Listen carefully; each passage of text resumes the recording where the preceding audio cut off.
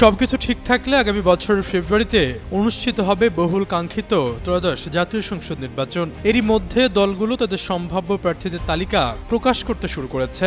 দেশের প্রধান রাজনৈতিক দল বিএনপি ৩ নভেম্বর ২৩৭ আসনে দলীয় প্রার্থী ঘোষণা করেছে।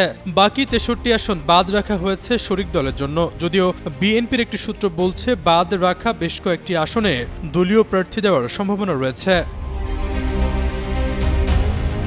এদিকে গুঞ্জন রয়েছে বিএনপির ফাঁকা রাখা ঢাকা ১০ আসনে ধানের শীষের কাণ্ডারি হতে পারেন সরকারের প্রভাবশালী উপদেষ্টা আসিফ মাহমুদ। নির্বাচনী আসন সমঝোতা নিয়ে আলোচনার মধ্যেই রোববার এই আসনটির ভোটার হতে ধানমন্ডি থানা নির্বাচন কার্যালয়ে গিয়ে আবেদন করার কথা রয়েছে তার। ঢাকা ১০ নির্বাচনী আসনটি ধানমন্ডি, নিউ মার্কেট, কলাবাগান ও হাজারীবাগ থানা নিয়ে গঠিত।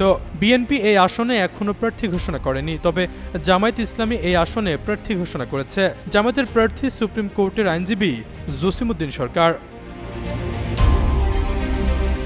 এর আগে মুরাদনগর উপজেলা নিয়ে গঠিত কুমিল্লা ৩ আসনের ভোটার ছিলেন উপদেষ্টা আসিফ মাহমুদ। এই আসন থেকে তিনি নির্বাচন করতে পারেন এমন আলোচনাও শোনা যাচ্ছিল। সম্প্রতি গুঞ্জন তৈরি হয় বিএনপির সঙ্গে আসন সমঝোতা হলে সরকার থেকে পদত্যাগ করে ঢাকা ১০ আসনে নির্বাচন করতে পারেন আসিফ মাহমুদ। বিএনপি এই আসনে প্রার্থী ঘোষণা না করায় গুঞ্জন আরও জোরালো হয়। এখন আসিফ মাহমুদের এই আসনে ভোটার হতে যাওয়ার মধ্য দিয়ে গুঞ্জনটি আরও পাকাপোক্ত হচ্ছে। জুলাই গণঅভ্যুত্থানে নেতৃত্ব দেওয়া প্ল্যাটফর্ম বৈষম্য বিরোধী ছাত্র আন্দোলনের সম্মুখ সারির অন্যতম সমন্বয়ক ছিলেন আসিফ মাহমুদ সজীব ভুঁইয়া। আন্দোলনের সময় কমপ্লিট শাটডাউন কর্মসূচি ঘোষণা করেছিলেন তিনি।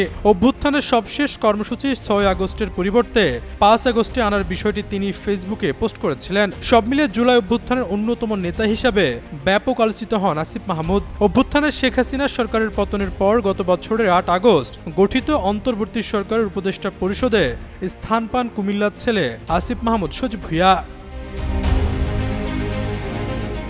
অন্যদিকে লক্ষ্মীপুর ১ আসন থেকে নির্বাচন করতে পারেন সরকারের আরেক উপদেষ্টা মাহফুজ আলম। জোটগত কারণে বিএনপি এবারও আসনটি ছেড়ে দিতে পারে। সেক্ষেত্রে মাহফুজ আলমই জোটগত কিংবা এনসিপির প্রার্থী হতে পারেন। আরেকটি সূত্র বলছে মাহফুজ সরাসরি বিএনপির প্রার্থী হিসাবেও নির্বাচনে অংশ নিতে পারেন। বিএনপির শীর্ষ পর্যায়ে এই নিয়ে আলোচনা এগিয়েছে বলেও জানা গেছে।